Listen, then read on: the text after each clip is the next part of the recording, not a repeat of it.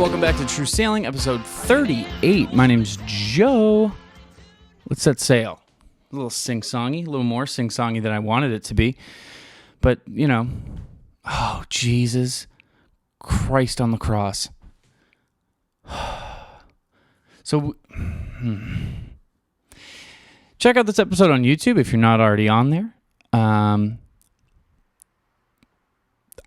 In case you haven't noticed, there's been this ongoing issue of our studio foam staying up, and it is making me want to claw my eyes out.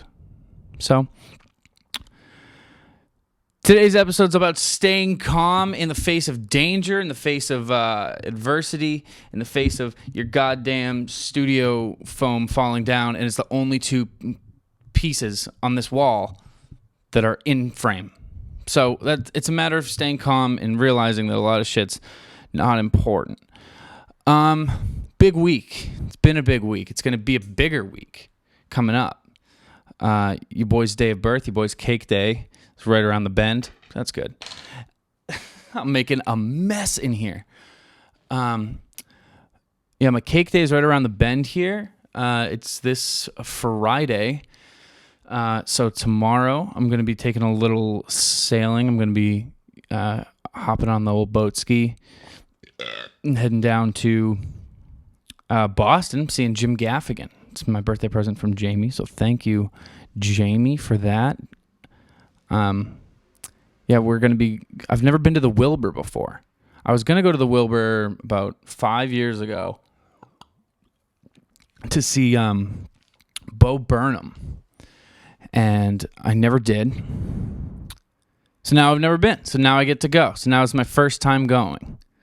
Now I get to go. Like they would still have allowed me to go again if I had gone prior. But yeah, anyway, dude, seeing Gaffigan. This is my second time seeing Gaffigan. I saw him before at Hampton Beach in probably 2012, maybe. Saw him with my mom, and now I'm seeing him with Jamie. So... wow, getting the whole family on deck. Wow. What a gift. Literally. So I've not all too much to report back on as far as sailing goes, but I did want to talk a little about music. Every couple of months, I'd say, there's like a song that comes into my life, and I know this happens to a fair amount of people. I know it happens to Jackson. I know it happens to Jamie. So it's a phenomenon. It's a recognized phenomenon. Like every, I would say 3 or 4 months, one song comes into my life and just dominates my life. It's just all I do is listening to that song. Like I'm somebody who will play it probably 20, 30 times a day. Like no matter what I'm doing, I want to hear it. I want to sing it to myself when I'm not listening to it. It just absolutely ruins me. And I'm that way right now. I'm not starting this show with a music minute, but I do want to talk about this song because it's so good. It's another cover of a song that was on last season's playlist. So it's another... that was one of my songs last week with this the cover of Harvest Moon by Poolside. But this one is a cover of This Must Be the Place, Naive Melody by the Talking Heads. Originally, it's by, this cover is by Brother Tiger. It's a cool name. I want to start calling my friends Brother Tiger. Sometimes I'll drop a Brother Bear on them if I'm feeling, a little high and mighty that day, if I'm feeling confident in myself. Sometimes I'll say, "What up, Brother Bear?" But you gotta drop it with some authority. You can't just go in there and, "Hey, Brother Bear. How have you been, Brother Bear?"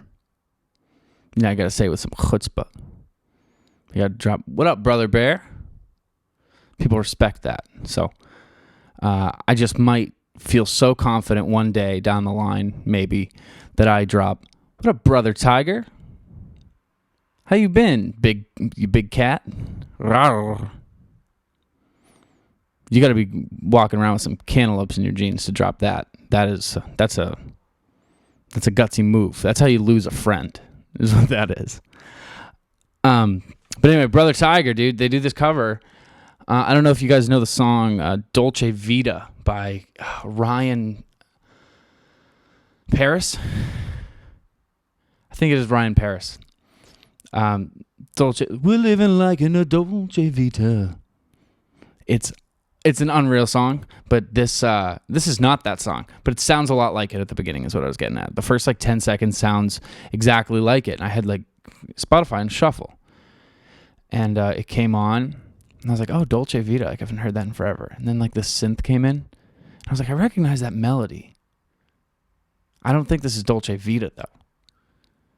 And he came in with the home is where I want to be. I was like, no way. That's wild. I know that song. I love that song. I'll listen to that song. And I thought I had seen a cover a while ago of that song by the Lumineers. And I remember being kind of underwhelmed by it. So I was listening. I was like, oh my God, is this the Lumineers cover? Did I not give them enough credit? Is this actually really fucking good? I was loving it. And then I checked my phone. It was Brother Tiger. So the answer is no. We still don't need to give our respect to the Lumineers. I know you've all been waiting. There is, there is my ruling. Keep disrespecting the Lumineers. Don't show any respect to them. I don't know anything about the Lumineers, man. I don't know who they are. They're one of those bands. They're like the Neighborhood, where I know of them, and I probably know a song by them that's moderately famous. But they're a band. If I was reading a festival lineup and I was around a bunch of people and I was just listing off the big names that are going to be there, I would for sure mention the Lumineers, and I might even fake some excitement and be like, oh shit, the Lumineers are going to be there. But I don't know who the Lumineers are. I just know I should know that name. And I think the only thing I've heard by them that I can name is that cover, which was, again, underwhelming. So, not all too stoked up on them. The Neighborhood, though, is another one of them. The Neighborhood's another one. I know Sweater Weather, but it's more that I know that they have a song named Sweater Weather. If I went and listened to it right now, I'm not sure I could name it. I mean, if I did it right now, I would be able to, because I would know what song was playing. If you played it and we're name it, I might not know. I know a girl who dated the drummer from the Neighborhood, and it was right before they got famous, and then when they got wicked famous and whatever, or not wicked famous, I don't know a fucking song by them, and I'm the metric for if you're famous or not, but he got famous, and then they broke up, and I asked what happened, and she said that he had cheated on her and left her for Halsey. And you want to be there for somebody and say oh man, I'm really sorry that happened. That sucks. Good for you. Moving on. That's good. Get those toxic people out of your life or whatever. You deserve better. Whatever lie you want to come up with. But I think that's kind of cool. I think if Jamie left me tomorrow,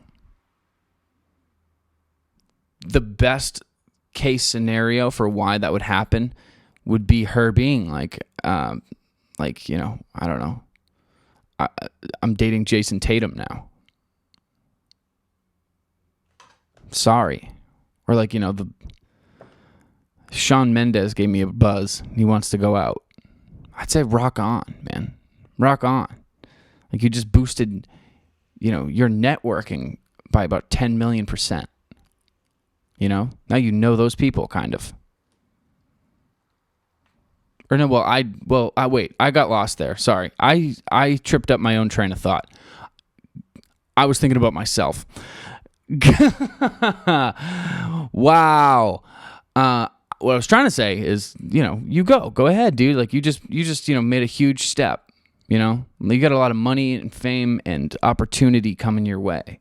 So good for you. I would be stoked. Your Eskimo sisters with Halsey.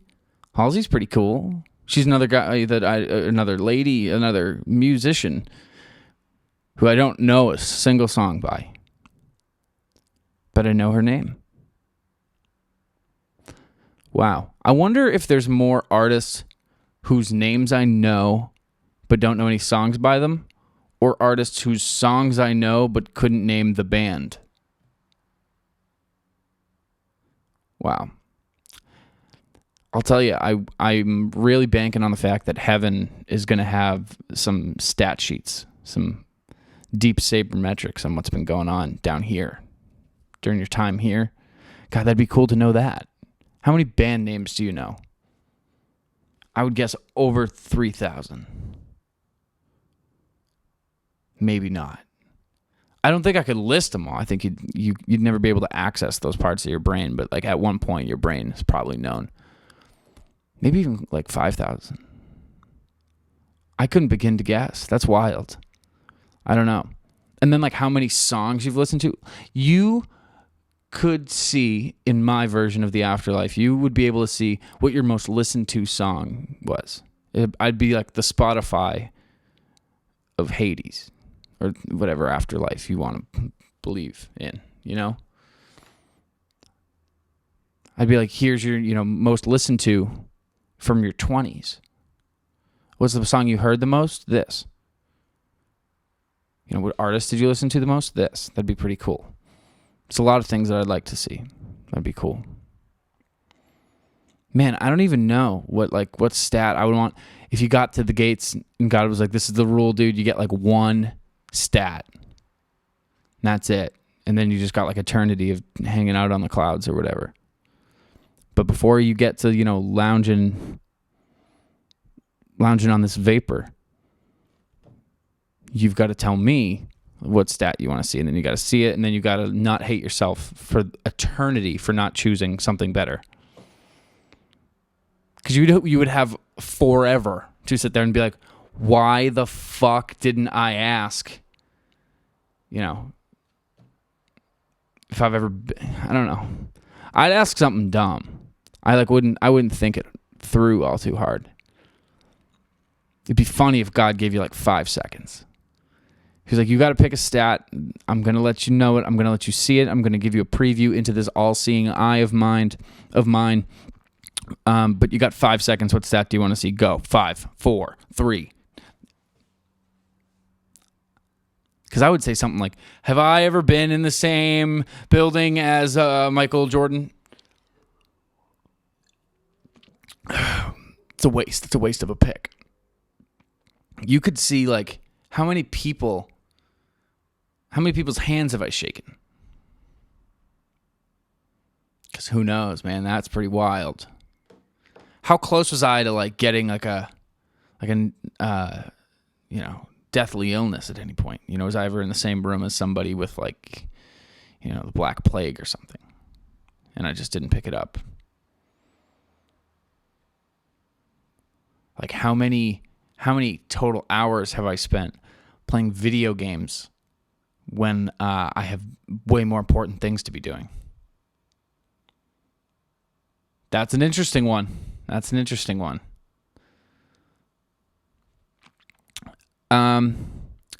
Yeah, dude. Anyway, music. To loop it back, I want to talk a little bit about music. I got a little bit of a future prediction. So, buckle up here. The last 10 years. Yeah, the last 10 years, we've had this crazy fascination with folk music.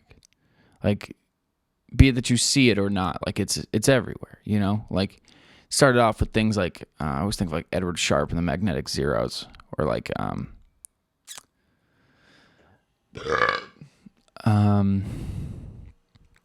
Jesus, man. I don't know. All those fucking the guys with the one guy, one guitar, all that shit came back like crazy. Father John Misty came into the world, or the music world. Maybe I think he was born before that. I think he was born a little before he got famous. you got all sorts of guys that just kind of took off. And then we took folk and kind of made it into something a little more modern. You know, it wasn't just a guitar and a tambourine and goodness gracious, my oh my. And then we turned it into like a little, you know, poppy stuff. But still just folk music, you know? Fucking Chainsmokers stuff, you know? It's folk music. And like I think like right now, the way that there's this resurgence of popularity with like Bob Dylan, like Johnny Cash, Jim Croce a little bit, I guess. I think you're going to see that same resurgence with like the faces of jazz, you know? The people who really, I don't know, the standout people of the jazz community, you know what I mean? Like the way we idolize them like 30 years from now, or maybe less. Like people look at like Thelonious Monk and like John Coltrane, like look at them like legends, or like, you know, modernly applicable legends. Because like right now, it's just, I mean, I don't know, not a very jazz heavy music scene out there. But I could see us like taking it and making like modern, like jazz fusion stuff big. I think that's going to happen. Now you might be saying to yourself, Joe, folk music came like after jazz. So if there was going to be a resurgence, wouldn't it have happened before folk music? No. Short answer. Dumb question. Next question. I think that's what's happening. If you kept moving forward, we'd be moving into like some disco stuff in the near future, which now that I say it out loud sounds a lot more likely. We're already kind of dancing a lot. We're getting bigger hair. We're wearing some crazy clothes. We're moving into the second coming of the 70s, dude. We just finished up the 60s. We did a great job recreating it. You know, we marched for stuff. We, made some cool movies. There's some sweet music. Now we got to flip it on its head, dude. Start wearing some flashy stuff. Start going dancing. Start doing cocaine. You know? Discover Led Zeppelin. Whatever. I don't know. I could see disco taking off, dude. I don't know. The second coming of disco. Not actually disco music. You know what I mean? Like, the same way the 90s had that, like, we're discovering what MDMA is, and, like, ecstasy's everywhere, and, you know, there's these nightclubs, and, like, we wearing fucking glow sticks, and raves get invented, and, like, that shit was, like, a disco revival. So maybe this is, a second one every 20 years or so. We just go through a phase where we need to dance it out. And right about now, there's been a lot of shit for a little bit. We're all a little antsy. We got some ants in our pants. We'd like to dance the ants out of our pants. We'd like to emance those ants out of our pants with a little dance. And, I think, whatever. Who cares? Disco's coming back. Get ready for it. So, no video this past week. I meant to bring that up. I've been trying to do content, man. I've been trying to make more stuff. It's hard to do. I got some more hours at work, which I couldn't really turn down because I was losing money to exist and sending myself into debt. So, had to kind of take the more hours at work. And then here, I'm going to move this. Here. There we go. Wow. What a more intimate setting. Hi, guys. But yeah, I had to take more hours at work. So I'm not making as much stuff, be it for the podcast or otherwise. I'm just kind of not pumping out the content the way that I was. So I'm going to try to turn that around here and do that stuff. I mean, right now, like I said, it's my birthday weekend, so I'm kind of just in the bag right now, Not about to do anything right now. I make that excuse to myself quite a bit, but this one's justified. So There's a lot of times where I say, no, I don't really feel like doing that. Or like, nah, you know what? I deserve to not do it. But this one I think is right on. I think birthdays should be celebrated big time. And I think the number one fan of your birthday should be you, man. You should be stoked about your birthday. You should take it off, Take it off work. I'm not going to take it off work because I can't afford to do that, as we just went through. But what I am going to do is enjoy myself a little bit more than I would if it wasn't my birthday. Probably going to, having a beer. It's like 4 o'clock right now. I'm wearing a sweater and slippers, separated by shorts. You understand how weird that is? It's a weird look. I don't give a shit. I walked down to the store like this, man. I walked to the store. Speaking of walking, man, I went down to the sacred store. I went down to basketball court. I've been shooting a little bit of hoops down there.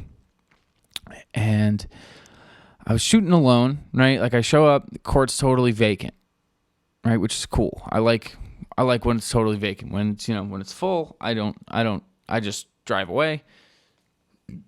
Someone at one end, I inspect them a little bit, give them the old up, down, give them the 1-2. Then I get out of the car. You know what I mean? Sometimes there's two dudes over there that are playing a pickup game to see which of them gets to use the needle first. That's not my kind of gamble, not my kind of game. So I'm not trying to be a part of those kind of deals.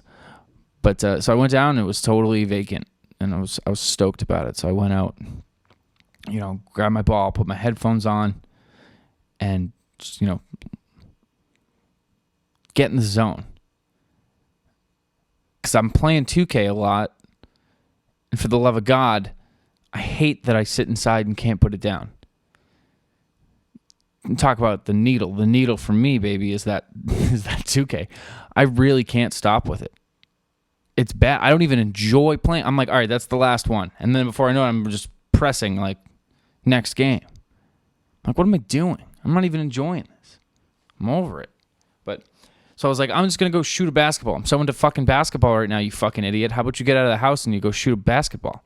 You have a basketball in your car. There's a court 2 blocks down the street. Go play. So I'm playing, and this story's not going to go very well. This is going to be whatever. We'll see. We'll try it out. So I went there, and I'm like, shooting and whatever, and 2 dudes walking towards me. One's like a dad, definitely like, mid-40s, and his son, who's you ever see a kid and just right away, like, that kid's gonna be like, the kid's a loser. You ever think that? You ever judge little kids like that? Because this wasn't like that. This was an older kid, and he was still a loser. He was like 15. And when I saw him out of the corner of my eye, I was like, I did a full head turn. I was like, I got to see that dude like head on. And he just, I don't know. It was like, it looked like this dad was like, for the love of God, you're going to play a sport. We're going to go, and I'm going to get you out of the house. And this kid looked like he said, like, fine, I'll fucking play for 30 minutes with you, but I'm going back inside, and like was just actively just like not playing. Like, they were playing on the other half of the court, and he would just like get the ball and throw it 2 hands and let his dad go fetch it, who'd give it back to him, and he would just like throw it again. He had no interest. It was hilarious. And I was more watching them out of the corner of my eye than I was shooting at that time. And so anyway, these 2 other dudes approach from like behind me, and I like look over my shoulder, and I swear to God, I look at Antonio Brown. I'm like, and I like did a triple take, because I was like that. Because in my brain, I was like, that's possible. Like, what did he say? He's going back to college? Like, who knows? Like, that would happen. Something he would do would be go to New Hampshire long story short, it wasn't Antonio Brown. So what I did was triple take at this guy, gawk, and then like squint my eyes and realize I'm problematic here. This is just a different black dude who does have the same exact build as Antonio Brown and a similar haircut, but he doesn't really look like him at all. It's not really Antonio Brown. But whatever. So I'm like, oh man, like that's embarrassing, and I feel like, oh my God, I'm just a racist piece of shit. Like, what the fuck? Antonio Brown, you fucking idiot. Yeah, he's just gonna come hang out and shoot hoops with you, you fucking idiot. And like while I'm doing that, I'm like looking at the hoop, right? And I'm like sizing it up, right? I'm taking my time. We've gone over, I'm not a professional. And I go to line up the shot, and ball hits the rim. And I'm like, my ball's in my hands. This dude just like started shooting. And I look at him, and him and his buddy just start like setting up and playing one-on-one on my hoop. I was like, dude, do we think it's 1989, that this is like your court? That you like, you know, have like, you know, I don't know, this is South Beach? And you're like, nah, man, like this is our court. Like, get off. Like, I'm clearly here. But instead of doing that, I just left. I didn't say a word. I was like up and left. But I was like pretty fuck you about it. You know, internally. I wasn't about to say like, you know, two of them, one of me. I wasn't about to pick a fight. But I was pretty pissed off, man. I'll say it. I'm not afraid to say it. I got pretty mad. I got cucked, dude. I looked at this little boy who showed up and was shooting around, and I was like, what a beta. And then these two dudes show up, look at me, and are like, what a fucking beta. I got out-alphaed. It was insane. It was insane. I don't know. I just never met anybody so brazen. That's AB for you. What else do we got? What else do we got here?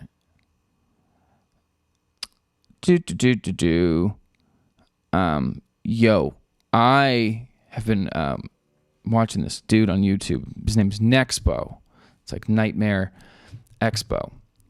And he makes these like creepy videos, right? In case the name doesn't give it away. And he made this video about a Redditor named JasonInHell. If you already know this story, this might be a little boring. But if you don't know this story, I'd suggest grabbing some popcorn right about now, grabbing a drink, getting comfortable, closing those eyes, and start to visualize. So let me kind of, you know, whatever, paint this picture for you.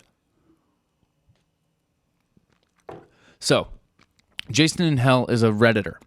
He goes on Reddit, and he goes to the relationship advice subreddit. And he tells a story about his wife. He's having some issues with his wife. That's why he's on the relationship advice subreddit. So he is 29, as is his wife. His wife cheated on him with their neighbor, who's like 51. That doesn't matter to the story, but it does kind of matter.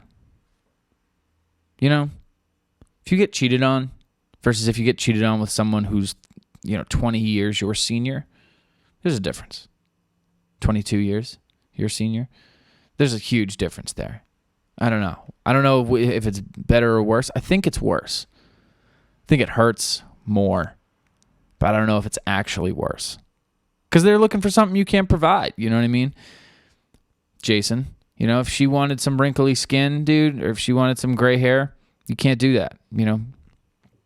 Got to let the lady get what she wants. And I guess what she wants is not your young self.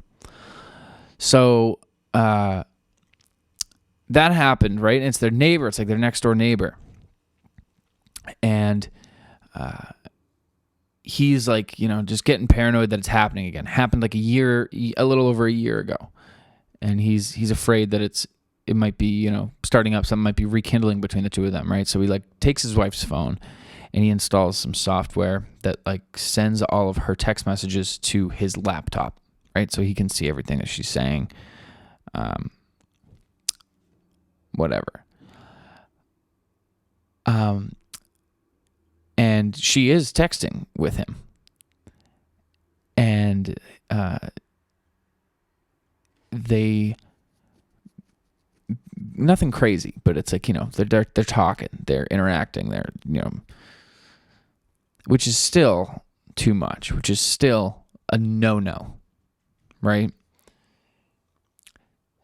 So he, the two of them, the couple and the other couple, the neighbor, because the neighbor is also married.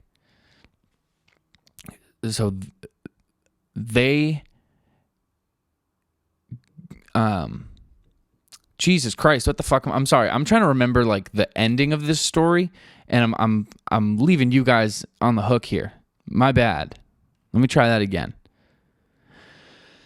They go on a double date, these two couples, right? And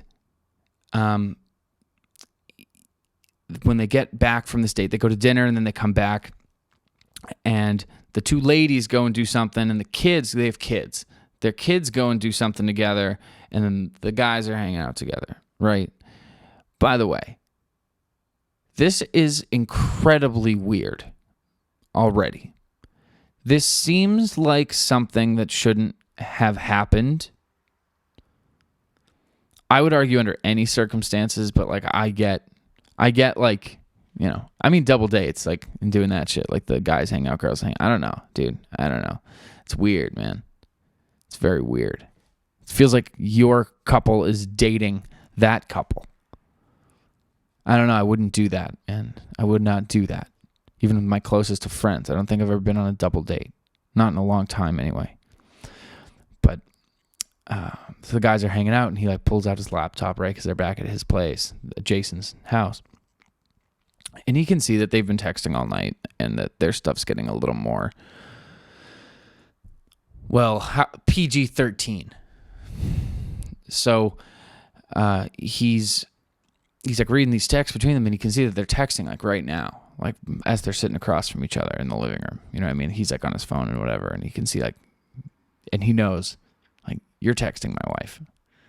But he's being quiet about it. He's being cool about it. And she says something like, check your Snapchat on to the neighbor, right? But Jason can see it. Right after that, he gets a Snapchat. And he's like, yo, what? And it's a video of her, like, masturbating.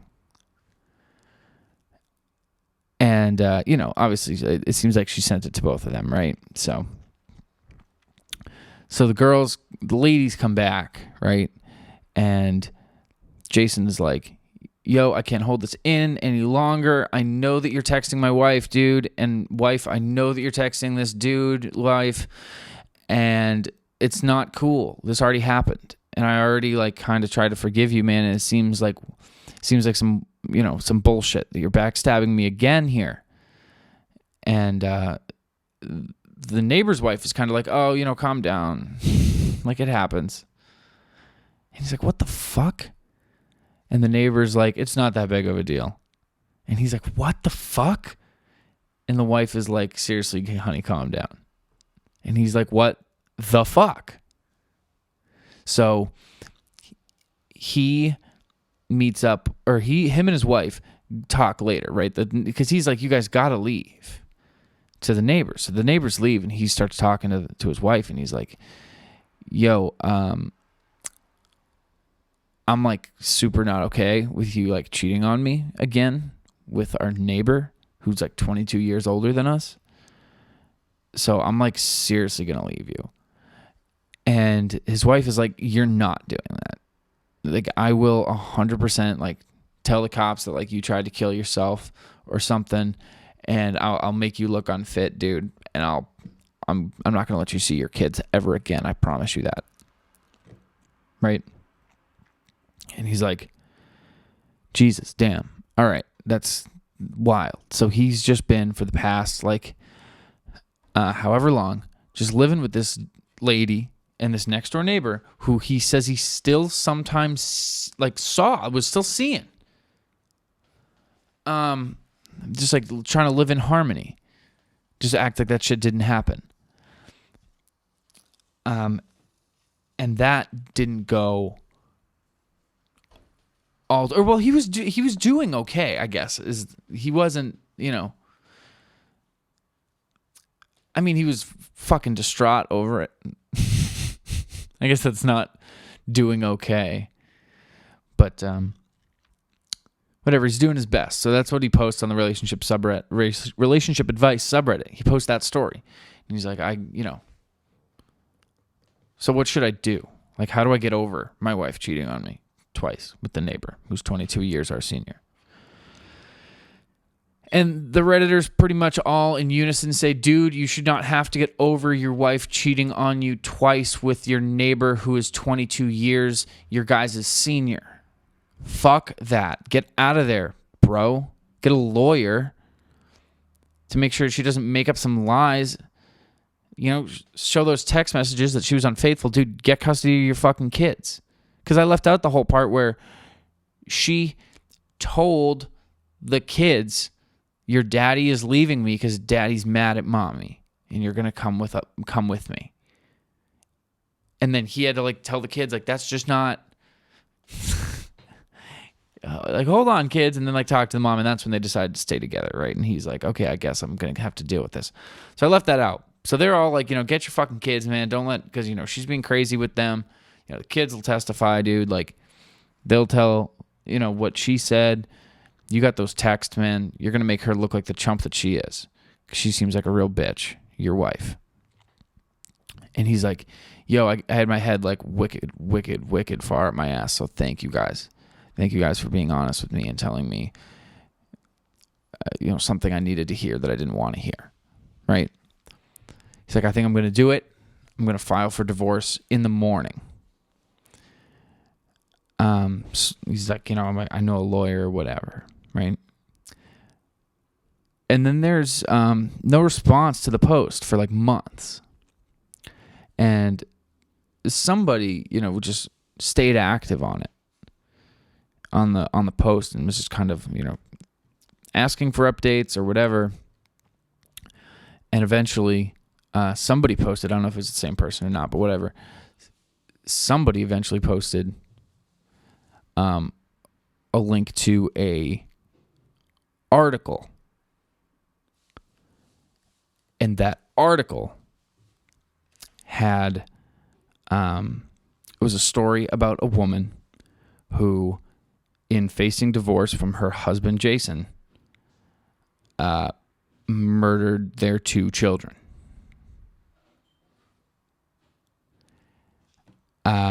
She was 29. Whatever. So, I mean, it fit the mold, right? And it looked like that's what had happened. And they released the 911 call where she just very stoically called the police and said yeah, 911, what's your emergency? And she was like, I stabbed both of my children. I killed my children. This isn't funny, but it kind of is, because not the fucking tragedy, this part, the 911 operators as a whole kind of suck. I've called 911 a few times in my day. Never once have I been like, man, you're good at your job. They're just, I don't know. They're just fucking people who are bored at work answering phones. And it's can we pay them enough where they're fucking motivated to where they're happy with their lives and they can, work these short shifts or something so that they can give some care to these people? Because she's like, I stabbed both of my children. I killed both of my children and they're dead. And the 911 operator's like, what was that? You stabbed your children? She's like, yes. And he's like, okay. Where'd you stab them? And she's like, in the neck.